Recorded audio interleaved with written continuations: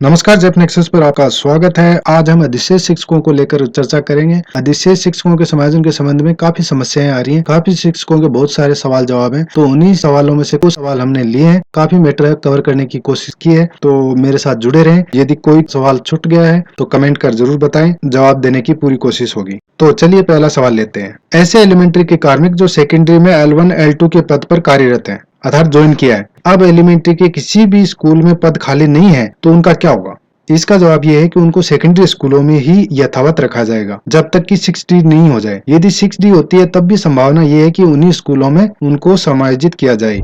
अगला सवाल, किसी विद्यालय में कक्षा 1 से 5 तक का नामांकन 62 से 55 हो गया है, अर्थात यहाँ नामांकन कम हो गया है। अब 55 नामांकन के ऊपर 3 अध्यापक L1 के कार्यरत हैं, तो क्या उनमें अब कोई शिक्षक अधिशेष होगा? अर्थात यहाँ नामांकन कम होने की स्थिति में क्या प्रभाव पड़ने वाला है? तो यहाँ पे सीधे तौर पर बता देना चाहता हूँ, स्टाफिंग पैटर्न की प्रक्रिया नहीं अपनाई जा रही है, अतः कोई भी शिक्षक यहाँ पे अधिशेष नहीं होगा।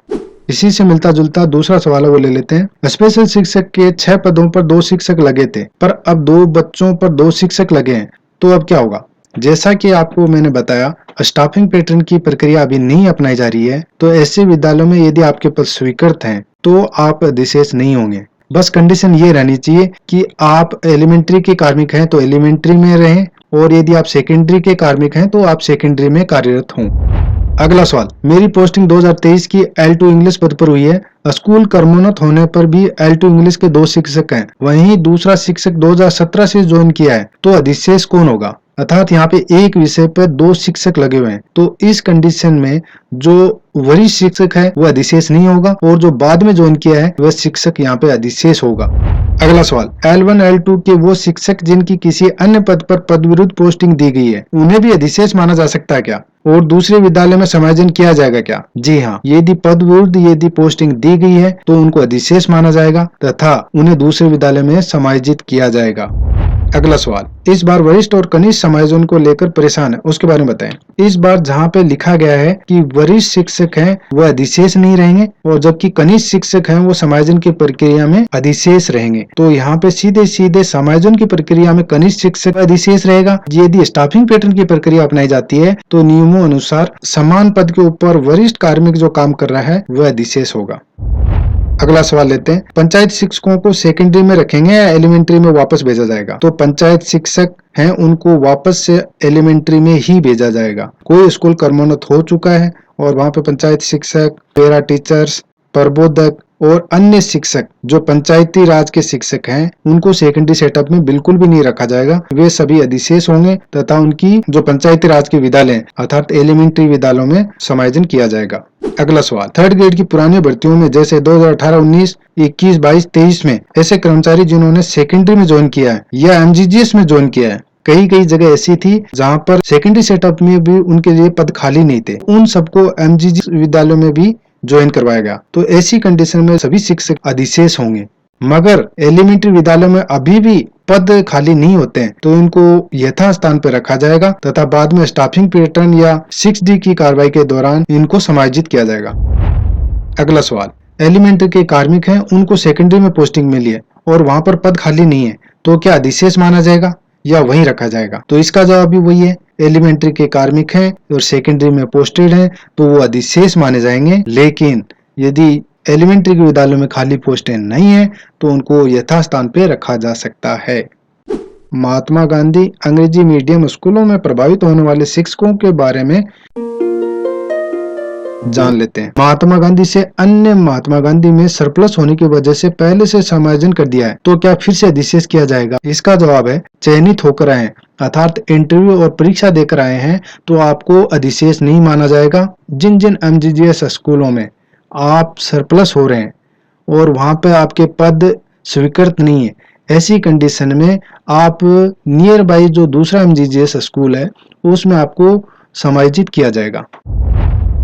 वहीं पे दूसरा बड़ा अपडेट इसमें यह है कि जिन जिन स्कूलों में इस साल एक क्लास बच्चों की और बढ़ी है, जैसे जो क्लास 5वीं क्लास तक चल रहे थे उनमें इस बार 6th क्लास में बच्चे पढ़ना शुरू कर दिए, तो वहां पिछली बार L2 के पद बिल्कुल भी नहीं थे, इस बार वहाँ पे L2 के 2 पद रखे जाएंगे, जिसमें से इंग्लिश और गणित विज्ञान का पद होगा। अर्थात यहाँ पे 2 पद हैं वो नए स्वीकृत माने जाएंगे, स्वीकृत नहीं होने की दशा में भी, क्योंकि इसे काल्पनिक रूप से स्वीकृत मानते हुए टीचरों का यहाँ पे समायोजन करना है। यदि फिर भी टीचर एक्स्ट्रा है तो उनको अधिशेष मानते हुए दूसरे महात्मा गांधी के विद्यालय में समायोजित किया जाएगा। अगला सवाल, एमजीजीएस में संविदा पर लगे हैं, उनकी जगह जो टीचर सरप्लस हैं उनका क्या होगा? तो यहाँ पे बताना चाहूंगा, एमजीजीएस संविदा स्वीकृत पद पर लगे हुए हैं तो वहां पर आप अधिशेष माने जाएंगे। अगला सवाल, महात्मा गांधी से हिंदी मीडियम में वापस जाने के लिए प्रत्यावर्तन एप्लीकेशन जमा करा देने के बाद उसकी जगह संविदा या चयन होकर आए नवीन शिक्षक आ गए तो अधिशेष का क्या होगा? अधिशेष शिक्षक का जैसे ही रिलीवर मिल जाएगा समायोजन हिंदी मीडियम स्कूलों में किया जाएगा, वे सभी शिक्षक अधिशेष ही माने जाएंगे। अगला सवाल, महात्मा गांधी स्कूलों में बिना चयन के हैं, क्या उनका 6D होगा? तो ऐसे कार्मिक जो महात्मा गांधी स्कूलों में अचयनित हैं या इंटरव्यू या परीक्षा के माध्यम से सिलेक्शन नहीं हुआ है और महात्मा गांधी स्कूलों में ज्वाइन है, उन सबको अधिशेष माना जाएगा तथा अभी 6D प्रक्रिया नहीं हो रही है, उन्हें हिंदी मीडियम के अन्य स्कूलों में समायोजित किया जाएगा। अगला सवाल, महात्मा गांधी में हिंदी पद पर क्या होगा अगर कक्षा 6 तक संचालित है? कक्षा 6 तक संचालित होने की कंडीशन में महात्मा गांधी में L2 का हिंदी का पद स्वीकृत नहीं है, अतः वो अधिशेष माने जाएंगे। यदि आप इंटरव्यूज के द्वारा चयन होकर या परीक्षा देकर चयन होकर आपका सिलेक्शन हुआ है तो आपको नियर बाई जो इंग्लिश मीडियम अन्य स्कूल होगा वहां पर रिक्त पद पर आपका समायोजन किया जाएगा। एक सवाल और है जिसके बारे में हम चर्चा कर लेते हैं, पूर्व जिले व नवीन जिले में से कौन से जिले के आधार पर समायोजन की सूचियां तैयार की जाएंगी? तो इसका जवाब है, चूंकि शाला दर्पण पर विद्यालय पूर्व राजस्व सीमा के अनुसार प्रदर्शित हो रहे हैं, अतः पूर्व जिले के अनुसार ही सूचना इकट्ठी की जानी है तथा किसी अन्य कॉलम में नवीन जिले का नाम अंकित करना है। जो कर्मचारी जो नवीन जिला बना उसका है तो उस अन्य जो कॉलम है उसमें उसके जिले का नाम अंकित करना है, पर दोनों ही जिलों की लिस्ट बनाते समय दोनों जिलों के साथ समन्वय स्थापित कर लिस्टें तैयार करनी है। एक और इम्पोर्टेंट सवाल है, एक ही विषय पर HM व L2 के शिक्षक लगे हों, HM सेकंड ग्रेड है तो अधिशेष कौन होगा? इसका जवाब है, कोई भी अधिशेष नहीं होगा क्योंकि दोनों पद स्वीकृत हैं। अनेकों स्कूल में ऐसे कर्मचारी कार्यरत हैं तथा उनको अधिशेष नहीं माना जाता है। लेकिन नियम क्या कहते हैं? नियम कहता है यदि HM SST का है तो L2 के पद वहां पे कौन से होंगे? मैथमेटिक्स साइंस का एक टीचर, इंग्लिश का एक टीचर, हिंदी का एक टीचर और एक तृतीय भाषा का L2 का टीचर होगा। वहीं यदि HM इंग्लिश का है तो वहां पे मैथ साइंस का टीचर होगा, सामाजिक विज्ञान का टीचर होगा, हिंदी का टीचर होगा और तृतीय भाषा का टीचर होगा। तो यहाँ पे सपोज समझ में आ गया होगा कि HM और L2 के शिक्षक हैं वह यदि एक ही विषय से हैं तो उनमें से कोई भी अधिशेष नहीं होने वाला है। अगला सवाल, 2018 वाले की 6D होगी क्या? तो मैं यहाँ पे बताना चाहूंगा, जो पहले नियम था कि 6D की जा सकती है, कम से कम उसे एलिमेंट्री में 3 साल काम करना होगा, लेकिन अब नियम ये है कि आप 0 साल में अर्थात पहले महीने ही आपकी 6D हो सकती है यदि सेकेंडरी स्कूलों में पद खाली है। तो जेफ नेक्सस को समय देने के लिए बहुत बहुत धन्यवाद। आपके काफी सारे सवालों का जवाब देने की मैंने कोशिश की है। यदि वीडियो पसंद आया तो लाइक शेयर सब्सक्राइब करें तथा यदि कोई समस्या अभी भी बनी हुई है तो कमेंट कर जरूर बताएं। धन्यवाद।